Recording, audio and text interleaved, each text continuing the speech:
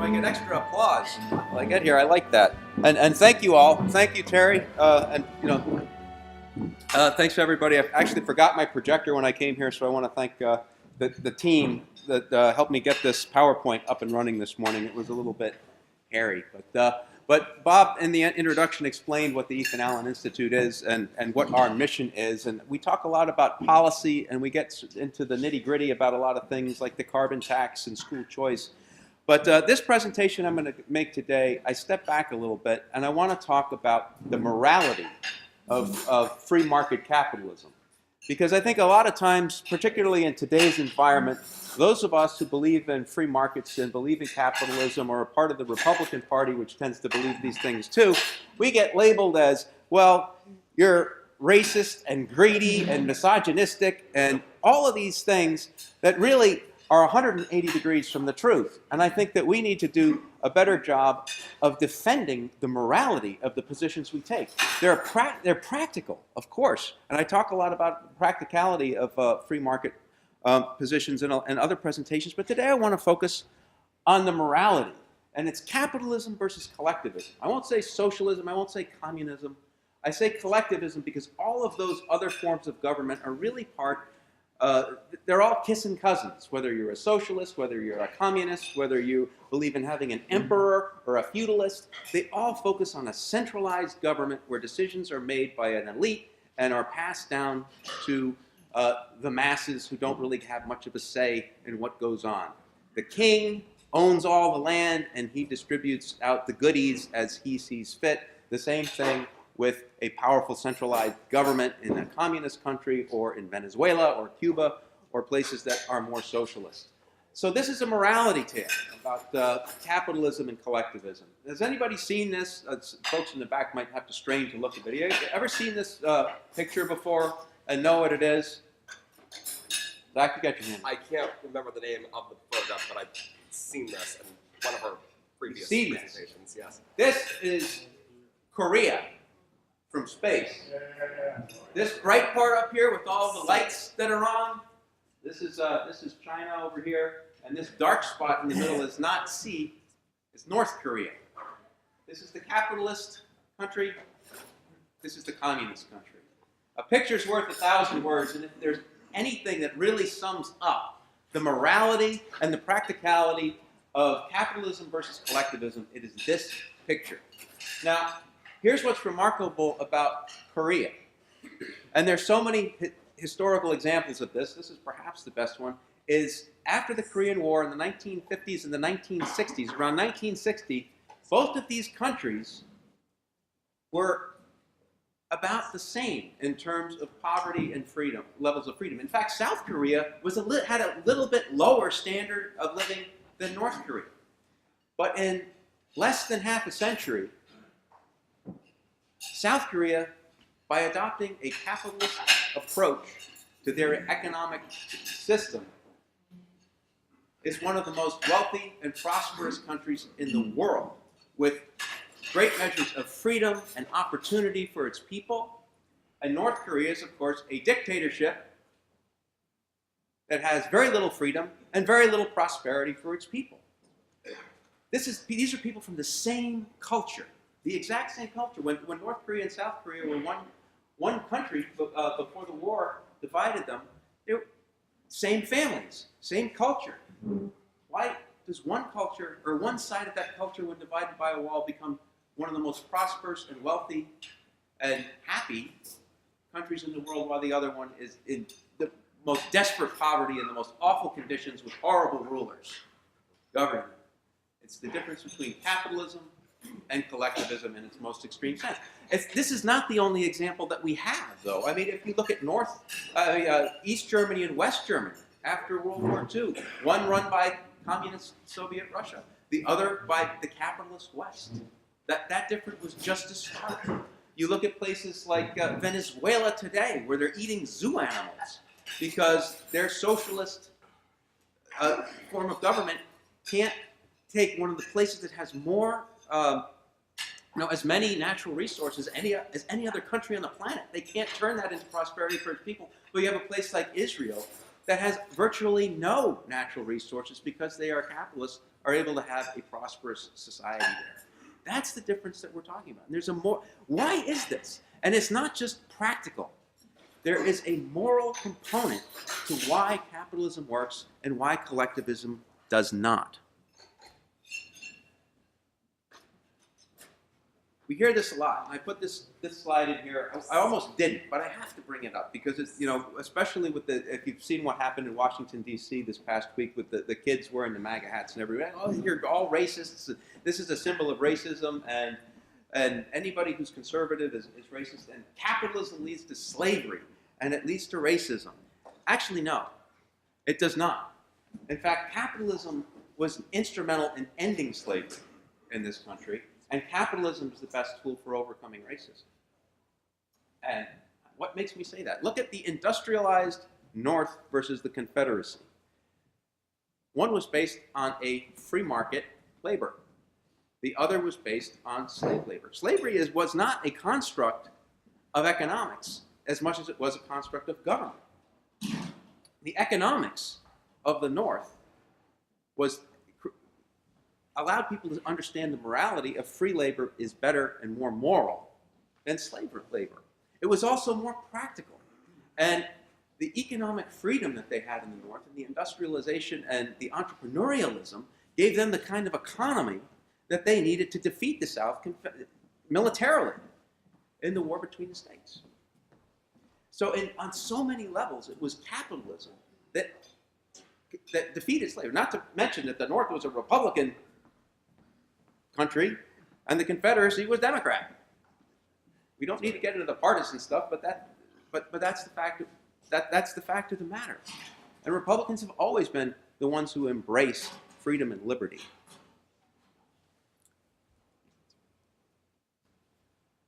Creating wealth is the only antidote to poverty. I want to talk a lot about poverty today because that seems to be one of the moral issues that we're trying to tackle as a society today. It's a constant struggle. And again, I love this chart if you can see it from the back. And you can't see, I'm sure a lot of folks in the back can't read it, but this blue line, this is a guy named Angus Madison does economic studies about gross domestic product throughout history. And if you look at the Western countries are the blue lines. This pink line here is the whole world.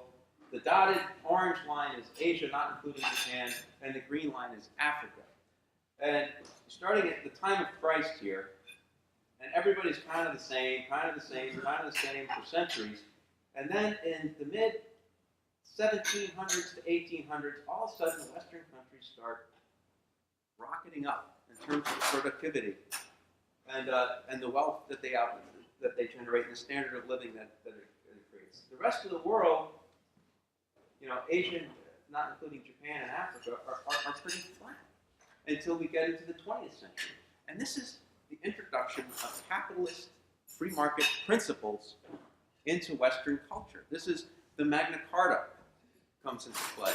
This is where you have more parliamentary governments in Europe. This is the Bill of Rights in the United States, which it's property rights and rule of law and respecting entrepreneurialism, the growth of the middle class, raising the standard of living of everybody, not just the wealthy at the top, not just the king deciding who the noblemen are and parsing things out to the noblemen. This is a bottom-up economic movement that empowers people to make their lives better. And that is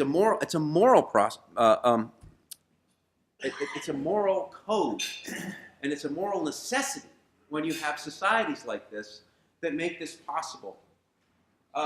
So what is free market capitalism? This is important. This is an important thing to ask. The best sort of economic definition is this one. It says it's a system in which people can engage in peaceful, voluntary exchange free from force or fraud. And think about it. Peaceful, voluntary, and free from force or fraud. It means I can't hit you over the head and take your stuff, because that's force. I can't cheat you, tell you I'm going to give you something in exchange for your services or goods, and then not give it to you. That's fraud. So if you believe in free market capitalism, this is the kind of moral code in which the society has to grow around. The culture has to embrace these values. And that's very important. Another way of putting this is free market capitalism is a culture of consent. If every transaction that you make is free of force or fraud, it means that both parties who are party to that transaction have to consent to engaging in it. So for a cup of coffee, if I want a cup of coffee and you're trying to sell me a cup of coffee, we have to agree on the price. It was great. I was at the beginning of this, or right before this legislative session, I had a meeting with a bunch of kids from Middlebury who were freshmen, and they were doing their orientation trips, and they did one to the State House, and I got a chance to talk to a group of about a dozen of them about, we were talking about the $15 minimum wage. I said, well, what's a fair $15? What's a fair wage? I said, what's a fair price for a cup of coffee? Who knows? Every hand went up, and it was about $2. Some of them said $1.50, some of them said $3, but right around that $2 range. Government didn't tell us that $2 was a fair price for a cup of coffee. It's individual decisions made by individual people over and over and over again, and we all just know that's a fair price for a cup of coffee because it's consent. It's a very democratic process. I'll talk about that a little bit later. But in the Me Too a movement that's going on right now, a culture of consent, I think, would be something that all sides should embrace. Because we have to come together and understand each other and agree. That's much better than the collectivist cultural mindset, which is a culture of entitlement. That's very different than a culture of consent. If you're entitled to something, both parties do not have to agree. They do not have to come together and say, okay, this is fair for both of us. One side takes from the other because they are entitled to it. That is a very different culture that grows up around that mentality. And I think we're seeing that more and more today with how much animosity there is in our politics, because it's about entitlement. It's not about coming together and figuring out what's fair for both. It's, I want mine, and I don't care about your rights to what you earn. I'm entitled to it. That's a very different culture, a very different attitude that people bring to their neighbors. Free market capitalism is a win-win scenario. Again, getting back to that culture of consent. When both sides agree, then both sides win. And that's why 2 + 2 = 5. There's a synergy there. Again, I love the analogy of coffee, so maybe it's because it's the morning and because I drink a lot of it.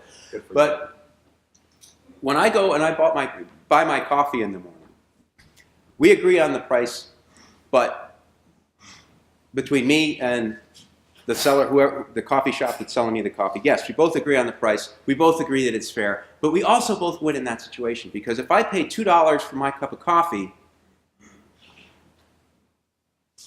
the $2 that I give to the coffee shop owner, the coffee is worth more to me than that $2, and it's worth less to them to give it to me. So there's a delta that's created with that's called added value.